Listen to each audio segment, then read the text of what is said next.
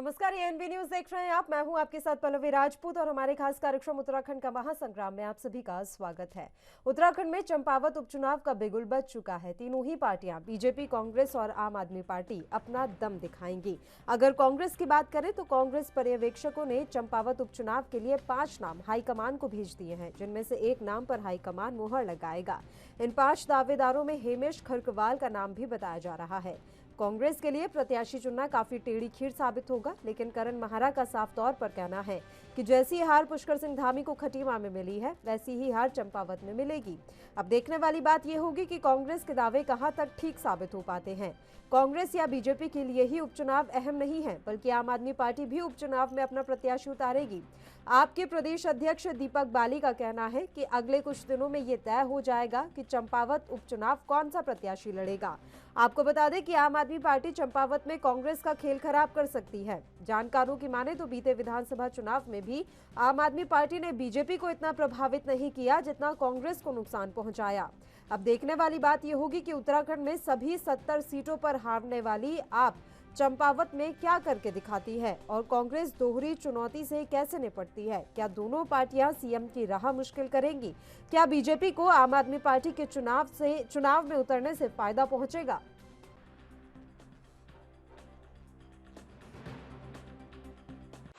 चंपावत चुनाव को लेकर जल्द ही प्रदेश में आम आदमी पार्टी के हमारे प्रदेश के नेताओं और चंपावत के कार्यकर्ताओं के साथ बैठक रखी गई है। अगले 3 से 4 दिनों में इस पर उपचुनाव पर, चंपावत उपचुनाव पर निर्णय ले लिया जाएगा। अभी आम आदमी पार्टी के कार्यकर्ता दोबारा से पूरे हौसले के साथ प्रदेश भर में लोगों को जोड़ने का काम कर रहे हैं। संगठन बनाने पर काम शुरू हो चुका है और जल्द ही आपको उपचुनाव को लेकर जो फैसला है पार्टी का, उसको अवगत कराया जाएगा। चंपावत चुनाव को भी कांग्रेस केवल और केवल जो है एक फॉर्मेलिटी के तौर पर ले रही है और कोई कांग्रेस का वहां पे आप देख लीजिए नेता नहीं जा रहा है, प्रदेश अध्यक्ष नहीं पहुंचे। हरीश रावत जी ने स्पष्ट मना कर दिया कि मेरा कोई उद्देश्य ही नहीं है चुनाव लड़ने का, क्योंकि कांग्रेस का उद्देश्य केवल और केवल सत्ता पाना है। बाकी जनता की सेवा करना कांग्रेस का उद्देश्य नहीं है। उनके मुख्यमंत्री के जो दावेदार थे उन्होंने स्पष्ट कर दिया। प्रदेश अध्यक्ष उनके गढ़वाल घूम रहे हैं, उन्हें भी डर लग रहा है कि चंपावत जाकर मैं फजीयती कराऊंगा, हार तो निश्चित है कांग्रेस की, इसलिए वो भी जो है चंपावत जाने का जोखिम नहीं उठा रहे हैं। हाँ, 3 विधायकों को उन्होंने जरूर वहां पर जो है नॉमिनेट किया है। अब देखते हैं वो कितनी लाज कांग्रेस की वहां बचा पाएंगे और कितने वोट जो जनता कांग्रेस को वहां देती है। चंपावत में रमेश कनमाड़ ने चुनाव लड़ने के मतलब अटकलें हैं, मना भी कर रहे हैं कि चुनाव नहीं लड़ेंगे। इसको देखकर कांग्रेस में कितनी बड़ी चिंता का होगा?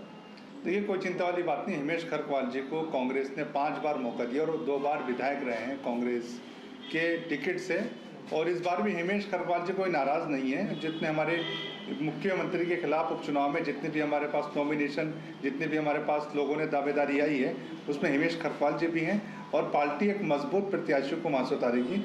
और अब निश्चित तौर पर कह सकते हैं कि कांग्रेस इस चुनाव को बड़ी मजबूती से लड़ने जा रही है, चुनौतीपूर्ण तरीके से ले रही है, क्योंकि अभी तक का जिस तरह देखा गया है, मुख्यमंत्री पुष्कर सिंह धामी जी के पिछले कार्यकाल में 5 साल के कार्यकाल के बाद उन्हें अंतिम समय पर, जो कि उनकी पार्टी हाईकमान भी कहती थी कि हमने पुष्कर सिंह धामी जी को लाए हैं, आखिरी टाइम पर उन्हें उतारा था। उसके बाद उन्हें खटीमा की जनता ने अस्वीकार कर दिया, जबकि वो मुख्यमंत्री होने वाले थे और उन्हें अंतिम समय में 2 बड़े सीनियर लीडर को हटाकर पुष्कर सिंह धामी जी को लाए थे। तो ऐसे में पुष्कर सिंह धामी जी को खटीमा से अस्वीकार कर दिया गया था। अब वहाँ से हारने के बाद वो चंपावत आ रहे, तो चंपावत की जनता भी उन्हें, मुझे लगता है कि अस्वीकार करेगी। करण महारा ने कहा था कि जैसे वहाँ पे खटीमा में चुनाव को मुख्यमंत्री हारे, ऐसे यहाँ पे भी हराएंगे, लेकिन अगर ऐसे में गद्दावर नेता मना करते हैं तो फिर क्या फर्क पड़ेगा उसमें? देखिए, गद्दावर नेता कांग्रेस के सिंबल से जो लड़ेगा वो बड़ा नेता होगा और हेमेश खरकवाल जी खुद अभी उसकी दावेदारी में है। तो आप ऐसे नहीं कह सकते कि हेमेश खरकवाल जी नहीं है तो कोई कद्दावर नेता नहीं होगा। कोई भी नेता वहाँ से होगा, कद्दावर नेता होगा। और वहाँ पर कमज़ोर है मुख्यमंत्री पुष्कर सिंह धामी जी, क्योंकि उनका पुष्कर सिंह धामी जी की 2.0 भी जब हारने के बाद भी उन्हें मुख्यमंत्री बनाया गया, तो कुछ ऐसे बड़े उनके शुरुआती कदम ही से लग रहा था कि सरकार एक निकम्मेपन के तौर पर आगे बढ़ी है। भाजपा कोई बड़े फैसले लेने में शुरुआती तौर पर नाकाम रही है। तो इसका सीधा असर पड़ेगा कि पुष्कर सिंह धामी जी जैसे खटीमा में हारे थे, ऐसी चंपावत भी हारे।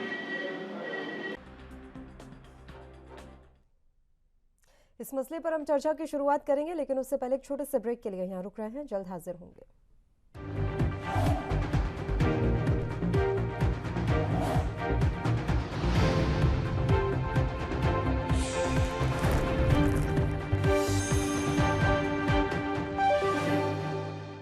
ब्रेक के बाद एक बार फिर से आप सभी का स्वागत है। चर्चा की शुरुआत कर लेते हैं। 3 मेहमान इस समय हमारे साथ जुड़े हुए हैं। मेहमानों से आपका परिचय करवा देते हैं। सीमा डोरा जी हमारे साथ जुड़ गई हैं, भारतीय जनता पार्टी की प्रदेश प्रवक्ता हैं।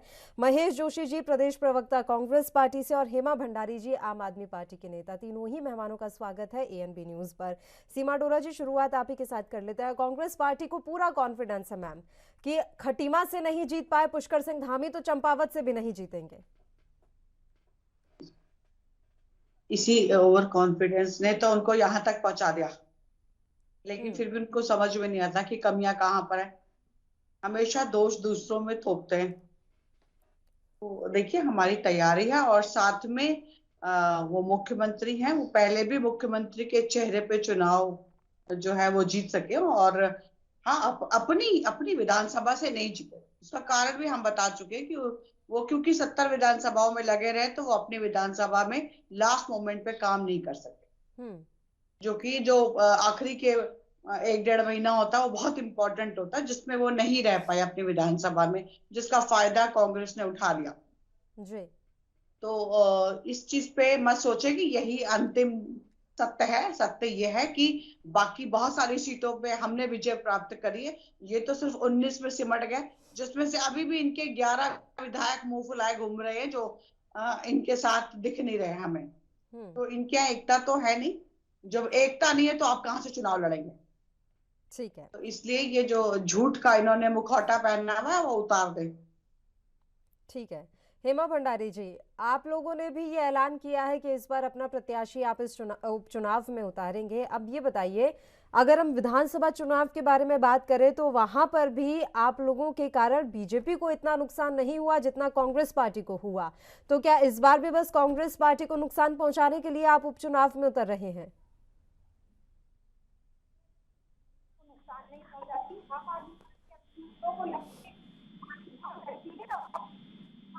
बहुत बड़ी है कि पहली बार में 70% के लिए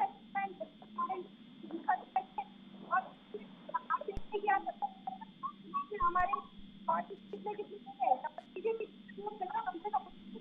हमारी तो आम आदमी पार्टी अपने प्रत्याशी को करेगी और उनके पर दिखा रहे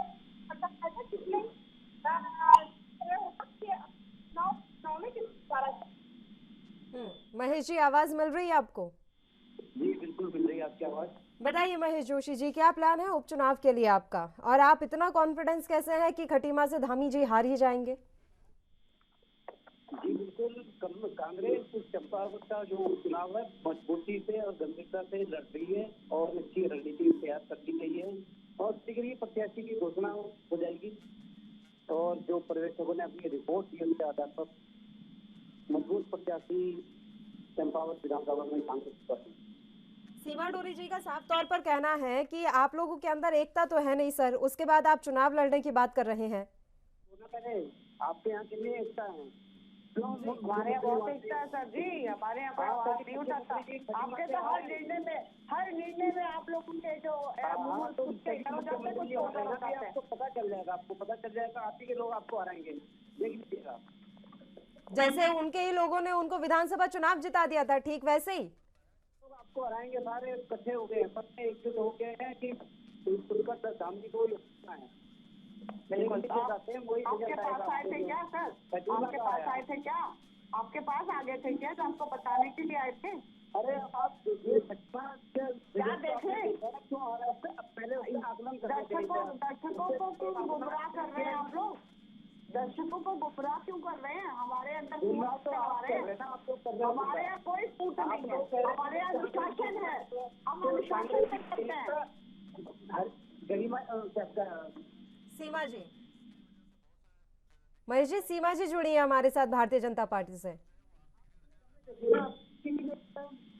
भी चुनाव लड़ रहे हैं, आप भी चुनाव मैदान में, हम भी चुनाव मैदान में। तो जनता फैसला करेगी ना। हाँ, तो जनता तो फैसला करेगी, पर आप ये बात मत करिए कि आप जो है अंग्रेजों वाली नीति अपनाएंगे, ऊट डालो राज करो तो आपके बहकावे पे आ जाएंगे सब लोग। मुख्यमंत्री जी पूरा ताम झाम लेके चले गए थे, ठीक है, अब पूरा ताम झाम लेके यहाँ भी आएंगे तो निकलेंगे कि क्या आपको आता है, तब भी नहीं जीत पाए तो अब क्या। ये वही मुख्यमंत्री है जिन्होंने 47 सीट जिताई है, वही मुख्यमंत्री है, इन्हीं के चेहरे पर लड़े थे चुनाव। योगदान नहीं है जी, कोई योगदान नहीं है। क्यों नहीं है? क्यों नहीं? वो तो हमेशा कहते हैं डबल इंजन, हमने तो कभी कहा ही नहीं सिंगल इंजन। डबल इंजन तो हमारे नरेंद्र मोदी जी है। मोदी जी का योगदान है, मोदी जी का योगदान है, भाई क्यों नहीं है? अगर नरेंद्र मोदी जी ने यहाँ का सेनापति नियुक्त किया है तो वो लड़ाई तो हो लड़ेंगे ना। गांधी जी का कोई उनके ही मार्गदर्शन से हमने चुनाव लड़ा और चुनाव जीता। इस बात से आप उसकी चिंता मत लें, प्रदेश का ठेका लिया तो आप एक बात करेंगे, आप ये बताइए कि गांधी देश में कहा ये विधायकों को दिलाया है या नरेंद्र मोदी ने? दोनों ने जिता। किसके नाम पे जीते हैं? दोनों के नाम से जीते। दोनों के नाम जीते तो आप कह रहे थे उसका गांधी के नाम पे जीते हैं, तो इस बात से अधिक रही है ना। हमने तो कभी नहीं कहा, हमने तो कहा है कि वो तो हमारे नायक है। महेश जी, चेहरा तो किसी का होता है ना महेश जोशी जी, चेहरा किसी का तो होता है ना सर। तो अगर उन्होंने चेहरा प्रेजेंट ही पुष्कर सिंह धामी को किया था तो वो यही तो कहेंगे कि हाँ पुष्कर सिंह धामी के चेहरे पर हम चुनाव लड़े और उन्होंने हमें चुनाव जिताने में पूरा सहयोग किया। क्यों हारे उसका आपने आकलन किया, किसने हराया है? वो भारतीय जनता पार्टी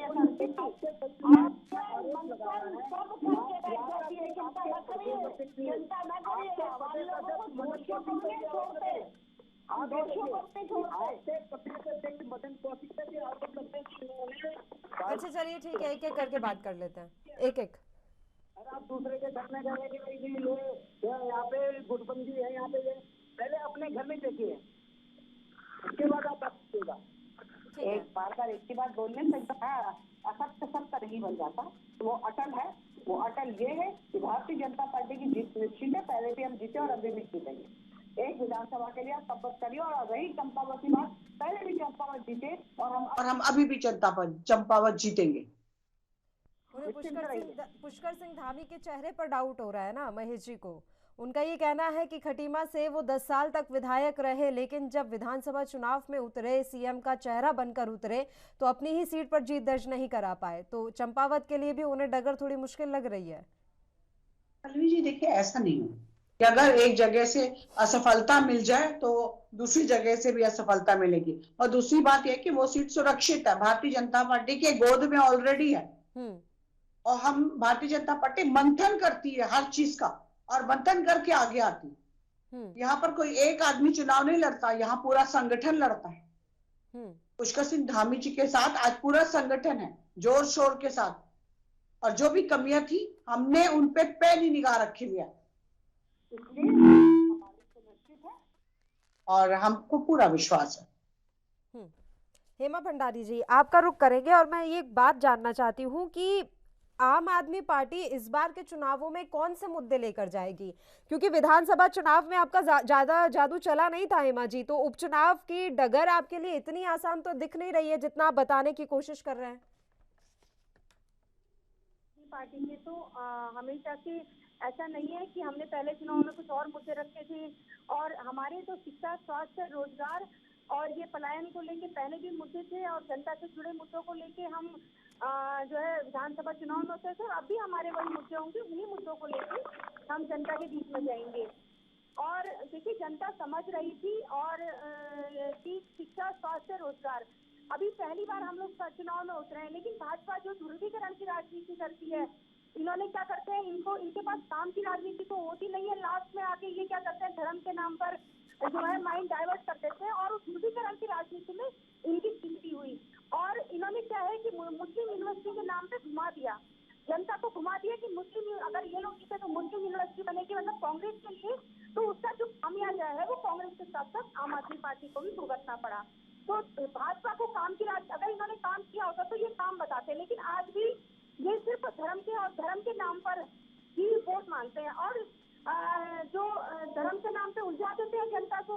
अब जब खटीमा की जनता ने पुष्कर सिंह धामी जी को नहीं स्वीकारा और अब ये कह रहे हैं कि वो 47 सीटों में लगे हुए थे, अरे वो नहीं तो आपके तो किसी भी नेता को कहीं पर भी नहीं स्वीकारा ना मैम। आप देख लीजिए 70 की 70 सीटों पर जमानत जब्त हो गई आपकी, तो आप कैसे कह रही है कि उपचुनाव में आप लोग जीत दर्ज करा लेंगे?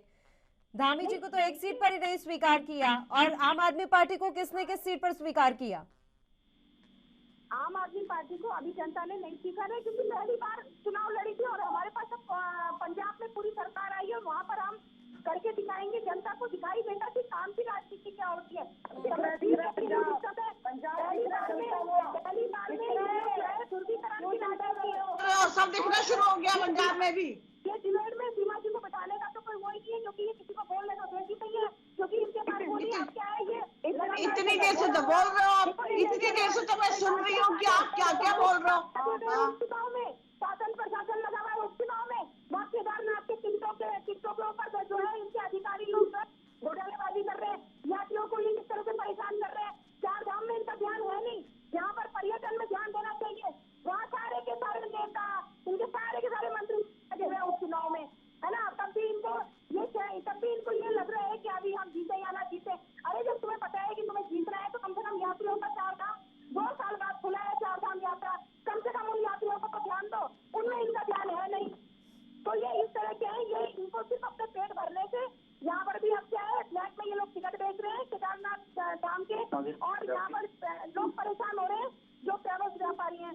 तो ये यहाँ पर जनता का ध्यान अब भी नहीं कर रहे हैं, लेकिन सिर्फ घुमाना आता है कि अब भी ये क्या करेंगे, उपचुनाव में जनता का ध्यान भटका देंगे, दूसरीकरण की राजनीति करेंगे, इसके नाम पर वो घुमा देंगे। अब आ तो रहे हैं, देखिए मुख्यमंत्री यूपी के भी घूम रहे हैं, योगी जी भी घूम रहे हैं, प्रधानमंत्री जी भी आए कि एक उपचुनाव के लिए एक जो उपचुनाव होना है उसके लिए सभी लोग आ तो रहे हैं। तो मैं कह रही हूँ कि जब इनके जो है हमारे जो प्रधानमंत्री हैं आ रहे हैं तो सीमा द्वारा जी जरा जान लीजिएगा कि यहाँ की यात्रा का ध्यान रखें। उत्तराखंड प्रदेश बड़ी मुश्किल से 2 साल बाद यात्रा खुली है, बड़े दुखी हैं यहाँ के ट्रेवल व्यापारी, यहाँ के सारे व्यापारी, 90% व्यापार यहाँ पर ट्रेवल्स पे होता है। तो कम से कम उपचुनाव से अलग हटके जरा बता दीजिएगा, रख लीजिएगा यहाँ की जनता की बात की। आप बहुत बड़ी बड़ी बातें करते हैं ना अपने नेताओं के बारे में, अपने मंत्रियों के बारे में कि हमारे जो धामी जी का ध्यान 47 सीटों में था। धामी जी का ध्यान तो वहाँ है जहाँ 23 सीटों में नहीं जीती, भाजपा नहीं जीती थी। भाई अपना ध्यान जरा देख लो ना, पंजाब को जला के सत्यानाश कर दिया पंजाब का भी, जो पहले दिल्ली का करा, शाहीन बाग बनाया तुमने दिल्ली को, आज तुम लोग सोच रहे हो कि पंजाब का सत्यानाश करोगे। और उत्तराखंड की तरफ तो देखना भी मत, उत्तराखंड की जनता तो तुम्हें सिरे से निकाल चुकी है, इसलिए उत्तराखंड की तरफ तो सोच भी मत सकना कि उत्तराखंड तुमको कभी मिल पाएगा। तुम हारे कैसे? आप लोगों को जनता ने स्वीकार कर दिया, शून्य हो शून्य कर दिया, शून्य। एक एक करके बात करते हैं, एक एक करके बात करते हैं। सीमा जी आप ही का मैं रुक करूंगी, आप ही का मैं रुक करूंगी, थोड़ी देर के लिए इंतजार कर लीजिए और एक एक करके बात करते हैं। एक साथ बोलेंगे तो दोनों की आवाज क्लियर नहीं आ पाएगी। एक छोटा सा ब्रेक के लिए यहाँ पर रुक रहे हैं, जल्द हाजिर होंगे।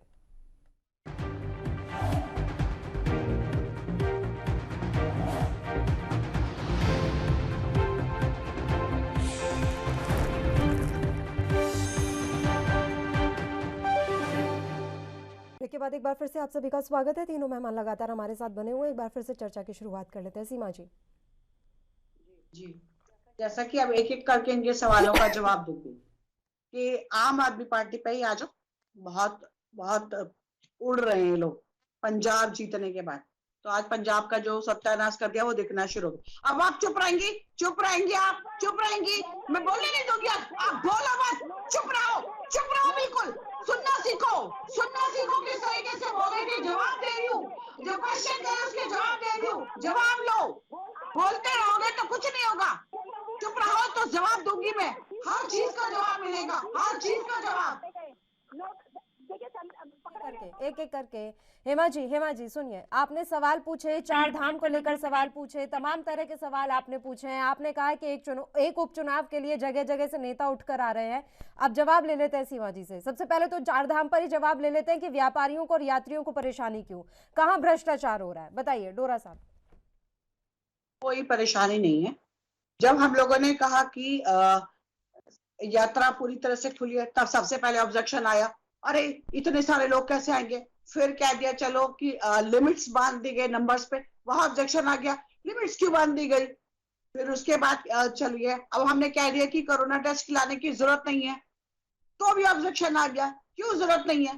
फिर हमने कहा हमारे पास सारी स्वास्थ्य सेवाएं, हमने हर चीज की सुविधा है, स्वास्थ्य 24 घंटे आपको स्वास्थ्य पानी के एटीएम्स मिलेंगे और रास्ते वाले हर सुविधा का ध्यान रखा जाएगा, तो भी इनको ऑब्जेक्शन है।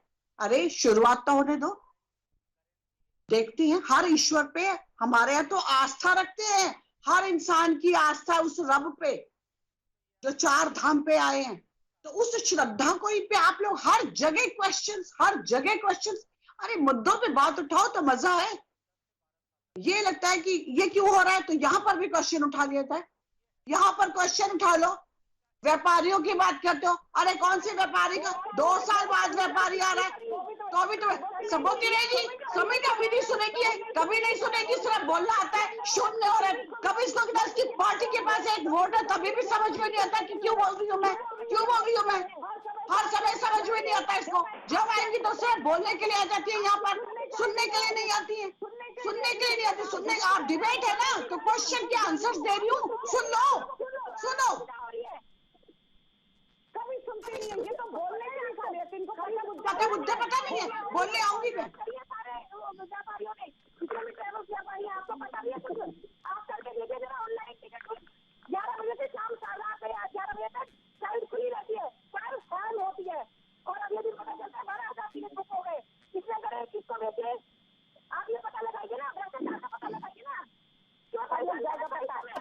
उसकी चिंता ना करिए आप, चिंता करेंगे हम लोग बैठे हैं, यात्रियों की सुविधा के लिए हम लोग बैठे हैं यहाँ पर, हम कर लेंगे अपनी यात्रियों की सुविधा का। आप अपनी बात करिए, दिल्ली की बातें करते हो, स्वास्थ्य की बातें बताइए, कितने हॉस्पिटल खोले दिल्ली में, बताओ। आप बात करते हो शिक्षा की, मैं पूछती हूँ कितने स्कूल खोले दिल्ली में, बताओ। आप कहते हो रोजगार की, मैं पूछती हूँ कितने लोगों को रोजगार दिया। शिक्षा, स्वास्थ्य, रोजगार सब में शून्य है। दिल्ली की बातें करते हो, दिल्ली का आप रोल मॉडल दे रहे हो, एक रोल मॉडल। चलिए ठीक है, एक करके बात करेंगे। हेमा जी उनकी बात सुनिए, जवाब लीजिए, एक करके बात करेंगे, दोनों ही शांत हो जाइए। मैं तब तक महेश जी का रुख कर लेती हूँ। महेश जी आवाज मिल रही है आपको? विधानसभा चुनावों में आम आदमी पार्टी आपके लिए पूरी तरीके से वोट कटवा की स्थिति में आ गई थी, अब उपचुनाव में भी वही हाल तो नहीं हो जाएगा? नहीं, इस तरह की कोई बात नहीं है। वोट कटवा क्या, ये तो ठीक है, सबका अधिकार है चुनाव लड़ने का, ये चुनाव लड़े में कोई हमें कोई ऐतराज नहीं है।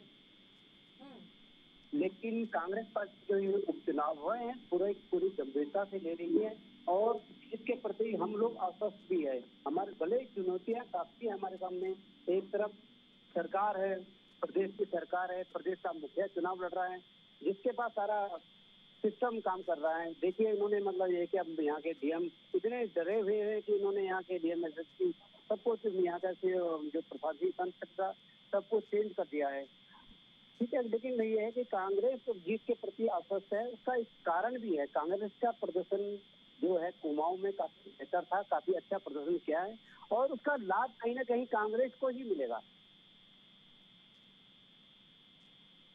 वो गढ़वाल घूमने में व्यस्त है। ऐसा है कि गढ़वाल दो प्रदेश अध्यक्ष हैं, कुमाऊं के अध्यक्ष लिए उन्होंने अपना प्रोग्राम बनाया।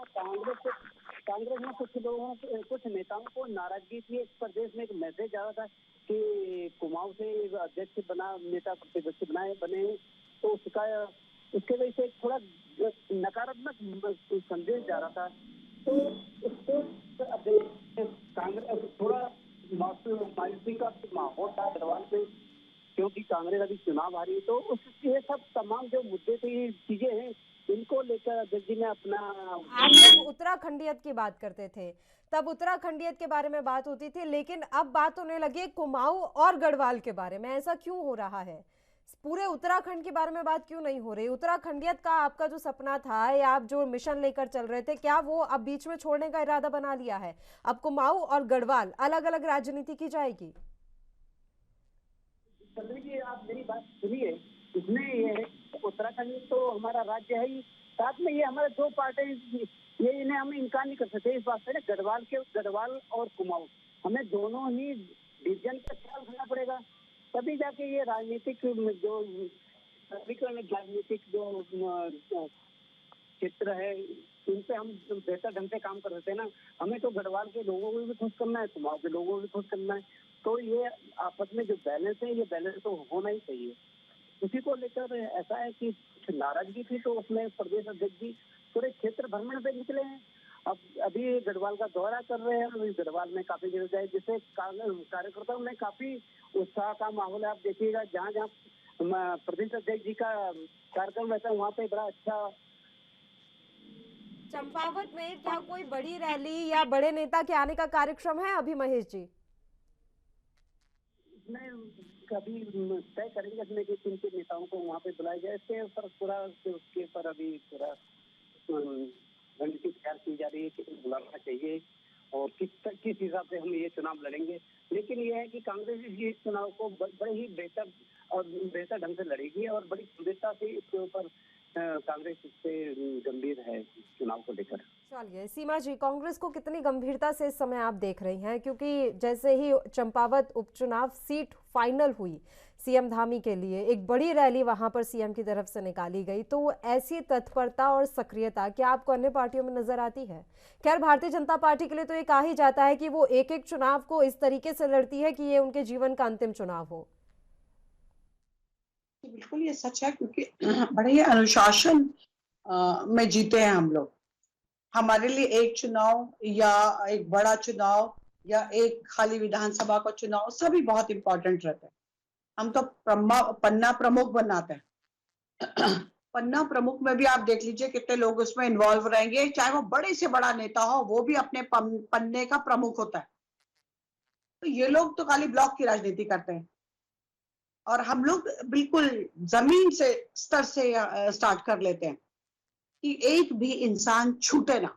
जब आप पन्ना प्रमुख की बात करते हैं तो उस पन्ने में जितने लोग होंगे उसको उसके एक एक के पास वो जाएगा जो पन्ना प्रमुख होगा, तो इसलिए कोई इंसान छूटता ही नहीं है। हमारे लिए तो हर चुनाव बहुत इंपॉर्टेंट होता है। अभी चिल्ला रही थी कि इनके यहाँ तो बड़े बड़े नेता आ जाएंगे, योगी जी आ गए, मोदी जी आ गए, ये आ गए, वो हो गए। तो देखिए, पहली बात, हमने तो कभी कहा ही नहीं कि हमारे लिए कोई भी चुनाव जो है छोटा है। हमारे लिए तो हर चुनाव बड़ा है। तो ये चुनाव हम तो बड़े चुनाव की तरह ही देखेंगे। हाँ, चार धाम यात्रा भी चल रही है तो उसकी दर्शन भी करेंगे और आएंगे भी जरूर। इसमें इनको घबराने की जरूरत नहीं। अगर आप इतने स्ट्रांग हो तो लड़िए, और अगर नहीं है तो इंतजार करिए। ध्रुवीकरण घुमाना है, ये तो शासन प्रशासन तो लगा ही दिया आपने उस चुनाव में। दूसरी बात ये है कि मैं कांग्रेस की बात कर रही हूँ कि कांग्रेस के यहाँ, हमारे यहाँ देखिए, हमारे यहाँ जो जब चुनाव होते हैं ना तो बड़ी से बड़ा नेता जो होता है वो समय लगा रहता है कि किस तरीके से वहां चुनाव होना है और मुझे अपना योगदान किस तरीके से देना। इनके राहुल जी को देख लीजिए, वो बाहर में एंजॉय कर रहे हैं, अभी घूम रहे बाहर। तो ये फर्क है भारतीय जनता पार्टी और कांग्रेस, और आपको तो मैं कहीं मानती नहीं, तो इसलिए वो तो बीच में कूद काद के बोल ले तो दे डोंट हैव वैल्यू। हमारे लिए उनके लिए कोई वैल्यू नहीं है। इनके चिल्लाने से कुछ नहीं हो जाता, क्योंकि ये आगे पीछे दोनों तरफ शून्य है, शून्य, बड़ा वाला शून्य। इसलिए इनकी अभी औकात नहीं है, इसलिए ये बोला ही ना करे। अब बोलेंगे तो खाली चीखेंगी, चिल्लाएंगी, उससे फायदा कुछ नहीं होगा। ऐसे शब्दों ठीक है, हाँ, हम टक्कर लेते हैं तो कांग्रेस से लेते हैं। हमने उनकी बातें आपको बता दी, और अगर नुकसान करेगी भी कांग्रेस का तो आम आदमी पार्टी करेगी, हमारा कुछ नहीं जाएगा। क्योंकि चोर मौसेरे भाई, ये दोनों चोर हैं। तो अगर ये वोट काटेंगे तो कांग्रेस के काटेंगे, उसमें हमारा क्या जा रहा है? हम तो विकास की राजनीति करते हैं, राष्ट्र की राजनीति राष्ट्रहित की राजनीति करते हैं, जिससे ये दोनों पार्टी दूर रहती हैं। आने के बाद जो है ना, यहाँ पर आप कितनी भी करेंगे ना, क्योंकि सरकार आपकी है, आम आदमी पार्टी तो पहले भी पड़ी थी और आप भी खड़ी है और मुद्दों को लेकर पड़ी रहेगी और आपकी जनता के लिए लड़ाई लड़ेगी। शाहीन बाग किसने बनवाया? अरे सरकार की दिल्ली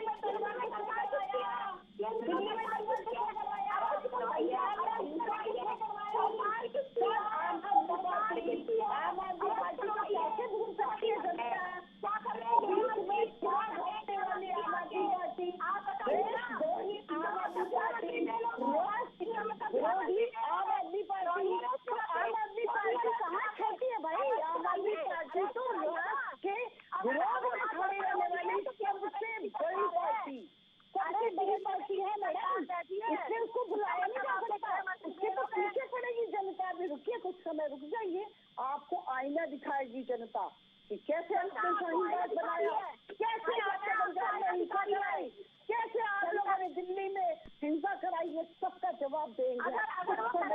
रुकिए इंतजाम करिए अपना जाने का, बिस्तर बोरिया बांधिए। जिम्मेदार केंद्र सरकार, जिम्मेदार है केंद्र सरकार। जी आपके चाहते थे दिहाड़ी पे भूल गए शाहीन बाग जो बनवाया था आपने। सबकी वीडियो देखी हमने, वीडियो अपलोड हुई थी सोशल मीडिया में, सबने देखी, पूरे देश में देखी।